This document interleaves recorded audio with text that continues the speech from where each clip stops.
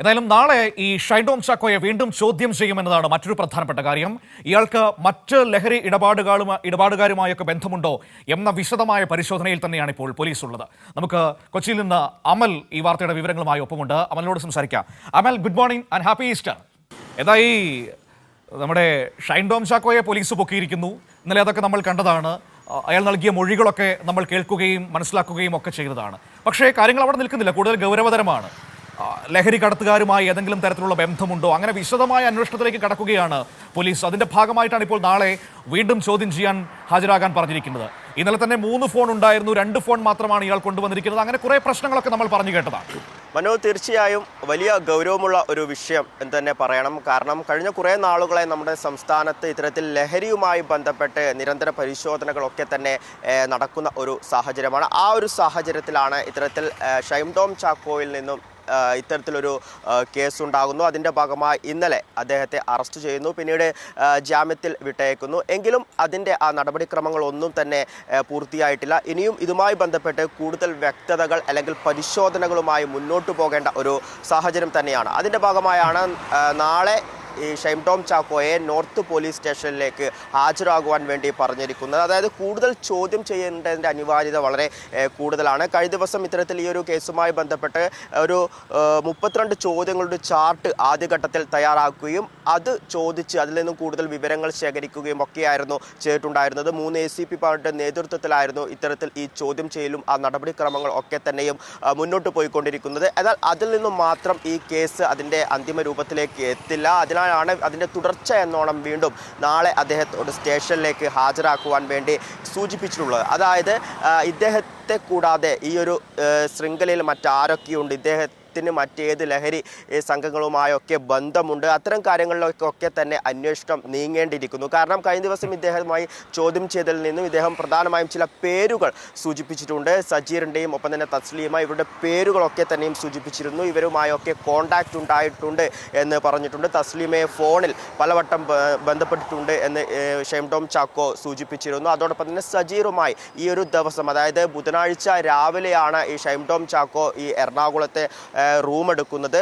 5:30 പുലർച്ചയോടുകൂടിയാണ് room എടുക്കുന്നത്. പിന്നീട് രാത്രിയോടുകൂടിയാണ് ഇത്തരത്തിൽ ഡാൻസ് ഓഫ് സംഘത്തിൻ്റെ റെയ്ഡ് ആ മുറിയിലേക്ക് എത്തുന്നത്. ആ ഒരു സമയത്താണ് ഗുണ്ടകൾ എന്ന് തെറ്റിദ്ധരിച്ച്, അതായത് തന്നെ ആക്രമിക്കാൻ വന്നവരാണ് എന്ന് തെറ്റിദ്ധരിച്ചുകൊണ്ട് താൻ അവിടുന്ന് ഓടി രക്ഷപ്പെടുകയാണ് എന്നായിരുന്നു ഷൈൻ ടോം ചാക്കോ സൂചിപ്പിച്ചത്. അന്ന് ഈ സംഭവം നടക്കുന്ന ആ ഒരു ദിവസം ഈ സജീറുമായി പണമിടപാട് നടത്തിയിട്ടുണ്ട്, സാമ്പത്തിക ഇടപാട് നടത്തിയിട്ടുണ്ട് എന്ന് കഴിഞ്ഞ ദിവസം ഷൈൻ ടോം ചാക്കോ തന്നെ വ്യക്തമാക്കിയിരുന്നു. ആദ്യഘട്ടത്തിൽ ഇത്തരത്തിൽ ഇവരുമായി ഒരു ബന്ധവുമില്ല എന്നായിരുന്നു ഷൈൻ ടോം ചാക്കോ പറഞ്ഞിരുന്നത്. എന്നാൽ മറ്റ് വാട്സപ്പ് ചാറ്റുകൾ, ഒപ്പം തന്നെ സാമ്പത്തിക ഇടപാടുകൾ, അതുമായി ബന്ധപ്പെട്ട രേഖകളൊക്കെ തന്നെയും നിരത്തിക്കൊണ്ട് ഇത്തരത്തിൽ ചോദ്യം ചെയ്തതോടുകൂടിയാണ് ഇവരുമായി ബന്ധമുണ്ട് എന്ന് ഷൈൻ ടോം ചാക്കോക്ക് സമ്മതിക്കേണ്ടി വന്നത്. അതോടൊപ്പം തന്നെ അന്നത്തെ ആ ദിവസം, അതായത് ആ ഒരു മുറിയിൽ നിന്നും ഇറങ്ങി ഓടിയ ആ ഒരു ദിവസം ഏകദേശം 20,000 രൂപയുടെ ഇടപാട് സജീറുമായി നടത്തിയിട്ടുണ്ട് എന്നും ഷൈൻ ടോം ചാക്കോ വ്യക്തമാക്കി. വളരെ പ്രധാനപ്പെട്ട മറ്റൊരു പ്രശ്നം എന്ന് പറയുന്നത്, ഇവിടെ ഈ ചോദ്യം ചെയ്യലിൽ ഷൈൻ ടോം ചാക്കോ സമ്മതിച്ചൊരു കാര്യമുണ്ടല്ലോ. ആലപ്പുഴയിലെ ഹൈടെക് കഞ്ചാവ് വേട്ടയിൽ അറസ്റ്റിലായ തസ്ലീമ സുൽത്താനയുമായി ബന്ധമുണ്ട് എന്ന കാര്യം. നോക്കൂ, ആ കേസ് എന്ന് പറയുന്നത് അന്താരാഷ്ട്ര ബന്ധങ്ങളുള്ള കേസാണ്. അതിലെ പ്രതികൾക്ക് അന്താരാഷ്ട്ര ഈ സ്വർണ്ണക്കടത്ത് സംഘങ്ങളായടക്കം ബന്ധമുണ്ടെന്നാണ് കണ്ടെത്തിയിരിക്കുന്നത്. അപ്പോൾ അവിടുത്തെ സാഹചര്യം കൂടുതൽ ഗൗരവതരമാണ്. കേസിന്റെ അന്വേഷണം ആ വഴിക്ക് കൂടി പോയാൽ ഇപ്പോൾ കാണുന്ന രീതിയിലൊന്നും ആയിരിക്കില്ല കാര്യങ്ങൾ എത്തി നിൽക്കുന്നത്. മറ്റൊന്ന്, ഈ ശാസ്ത്രീയ പരിശോധനാ ഫലങ്ങൾ ഈ കേസിൽ ഏറെ നിർണായകമാവില്ലേ? പോലീസ് അത്തരത്തിലുള്ള പരിശോധനാ നടപടികളൊക്കെ ഇന്നലെ സ്വീകരിച്ചിരുന്നല്ലോ. അപ്പോൾ ഷൈൻ്റെ മുൻപിലുള്ള വലിയ 2 പ്രതിസന്ധി എന്ന് പറയുന്നത് ഈ 2 പ്രശ്നങ്ങളല്ലേ?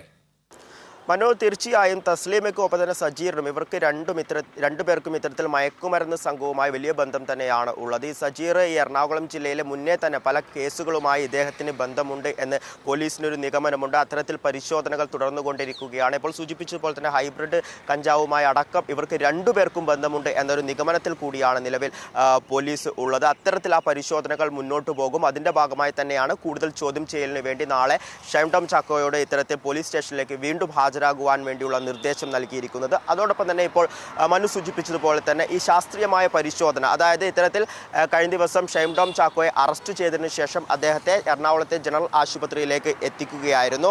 അതായത് ഈ ഷൈൻ ടോം ചാക്കോയുടെ സാമ്പിളുകൾ ശേഖരിക്കുവാൻ വേണ്ടിയായിരുന്നു ഈ ജനറൽ ആശുപത്രിയിലേക്ക് എത്തിച്ചിട്ടുണ്ടായിരുന്നത്. മുടിയുടെയും ഒപ്പം തന്നെ നഖത്തിൻ്റെയും സാമ്പിളുകളായിരുന്നു ശേഖരിച്ചത്. അവ പിന്നീട് അതിൻ്റെതായ കേന്ദ്രങ്ങൾ എത്തിച്ച് പരിശോധന നടത്തും. ഏകദേശം ഒരു 2 ദിവസത്തിനുള്ളിൽ ഇതിൻ്റെ റിസൾട്ട് ലഭിക്കുമെന്നാണ് കഴിഞ്ഞ ദിവസം നമുക്ക് ഇത്തരത്തിൽ ആശുപത്രിയിൽ നിന്നും മനസ്സിലാക്കുവാൻ വേണ്ടി സാധിച്ചിട്ടുണ്ടായിരുന്നത്. ഇതിൻ്റെ പ്രത്യേകത, അതായത് രക്തത്തിൻ്റെ സാമ്പിളാണ് പരിശോധിക്കുന്നതെങ്കിൽ നമുക്ക് ഇതിപ്പോൾ ഈ ഒരു സംഭവം കഴിഞ്ഞ് ഏകദേശം 3 ദിവസങ്ങൾ കഴിഞ്ഞു. അതിനാൽ തന്നെ അതിൽ എത്രമാത്രം ഈ ലഹരി വസ്തുക്കളുടെ അംശം കണ്ടെത്തുവാൻ വേണ്ടി സാധിക്കുമെന്ന് സംശയമായിരുന്നു. പക്ഷേ ഈ മുടിയുടെയും നഖത്തിൻ്റെയും സാമ്പിളുകൾ ശേഖരിച്ചതോടുകൂടി ഈ മുടിയിൽ ഏകദേശം 1 മാസത്തിനുള്ളിൽ ഉപയോഗിച്ച ആ ലഹരി പദാർത്ഥത്തിൻ്റെ സാമ്പിൾ വരെ കണ്ടെത്താൻ വേണ്ടി കഴിയും എന്നുള്ളതാണ്. അതിനാൽ തന്നെ ഈ ഒരു സംഭവം കഴിഞ്ഞ്, അതായത് ബുധനാഴ്ചയോടുകൂടിയാണ് ഇത്തരത്തിൽ ഈ ഷൈൻ ടോം ചാക്കോ ഈ ലഹരി വസ്തു ഉപയോഗിച്ചു എന്ന് പറയുന്നത്. അങ്ങനെയെങ്കിൽ വളരെ പെട്ടെന്ന് തന്നെ ഉപയോഗിച്ചിട്ടുണ്ടെങ്കിൽ ഈ ഒരു പരിശോധനയിൽ ഈ മുടിയുടെ സാമ്പിളിൽ നിന്നും ഇത്തരത്തിൽ ആ ലഹരി പദാർത്ഥത്തിൻ്റെ അംശം കണ്ടെത്തുവാൻ വേണ്ടി കഴിയും. 2-3 ദിവസത്തിനുള്ളിൽ അതിൻ്റെ